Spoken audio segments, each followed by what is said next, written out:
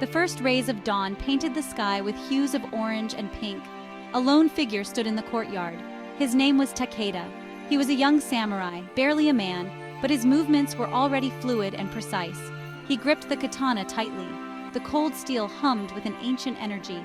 Takeda inhaled the crisp morning air. He exhaled slowly. The world around him faded away.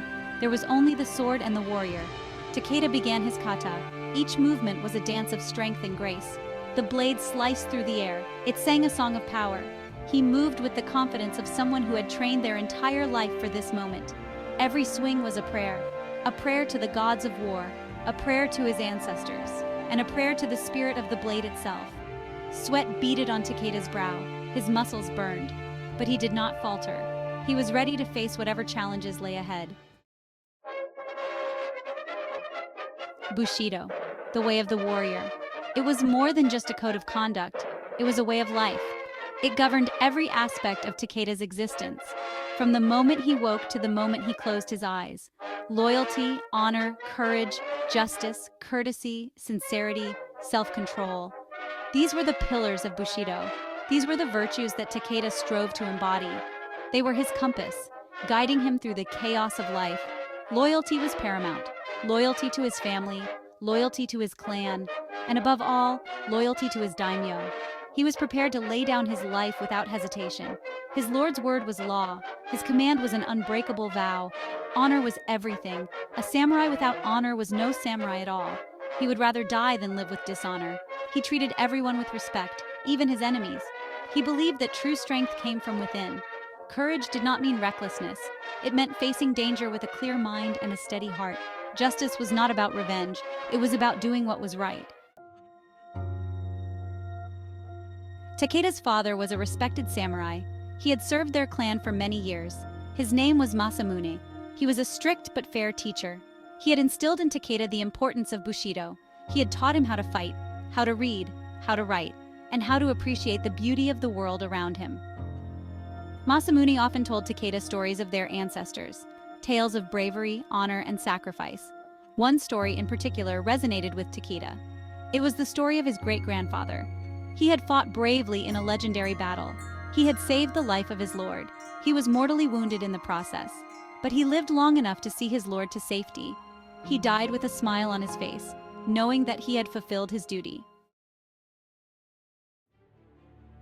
The Sengoku period, a time of endless war. Clan fought against clan for control of Japan.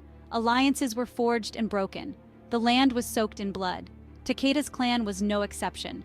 They were constantly at odds with their neighbors. He knew that his skills would be put to the test. He was eager to prove himself.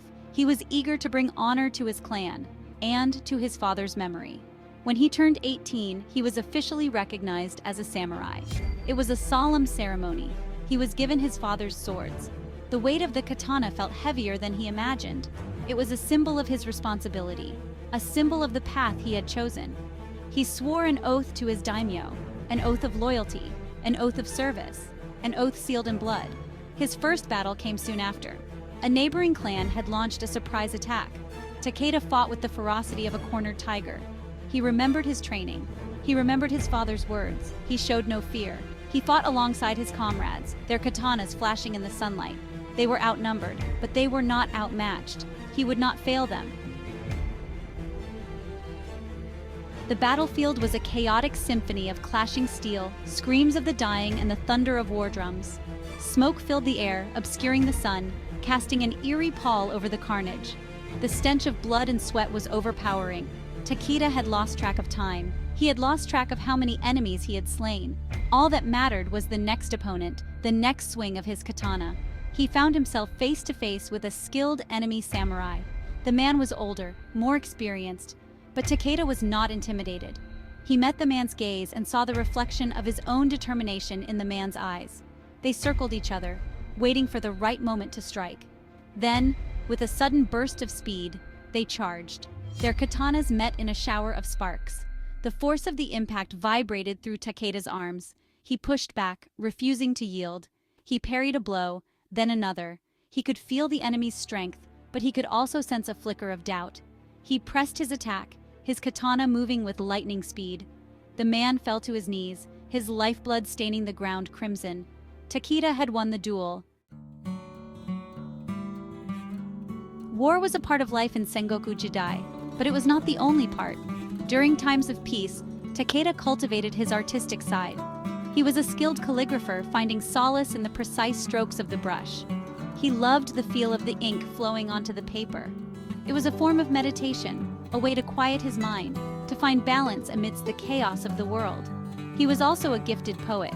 His works often reflected on the beauty of nature, the fleeting nature of life, and the importance of living each day to the fullest. His art was his sanctuary, a place where he could find peace. The drums of war beat once again. Ueda Castle, a strategic fortress, was under siege by a powerful enemy clan. The castle belonged to a neighboring daimyo, an ally to Takeda's lord. The call to arms was immediate. Takeda and his fellow samurai answered without hesitation. They were prepared to lay down their lives in defense of their allies. The siege raged for weeks. The enemy was relentless. Their forces vastly outnumbered the defenders. But the walls of Ueda Castle held strong. The defenders fought with the courage and tenacity of cornered wolves. They knew that defeat was not an option. Takeda distinguished himself in battle after battle. He became a legend on the battlefield.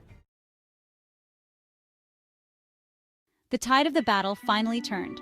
Takeda's daimyo arrived with reinforcements. They attacked the enemy's flank, catching them off guard. The enemy forces were routed. They were forced to retreat, leaving behind a trail of dead and wounded. Victory belonged to Takeda and his comrades, but it was a bittersweet victory. Many brave samurai had fallen in defense of Ueda Castle. Their sacrifices would never be forgotten. Takeda had lost friends, comrades he had trained with, fought alongside, laughed with. Their faces were etched in his memory. He would honor their sacrifice by living a life worthy of their memory. The aftermath of the battle was a somber affair. Takeda stood among the smoking pyres, his heart heavy with grief. The war drums fell silent for now. Takeda found himself with a rare moment of peace. He sat alone in his quarters, a single candle flickering, casting dancing shadows on the walls.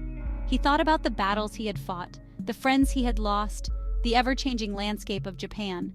The Sengoku period was a time of great upheaval. New weapons, like muskets, were changing the face of warfare. The old ways were dying. The role of the samurai was evolving. He had to find a way to balance the old with the new.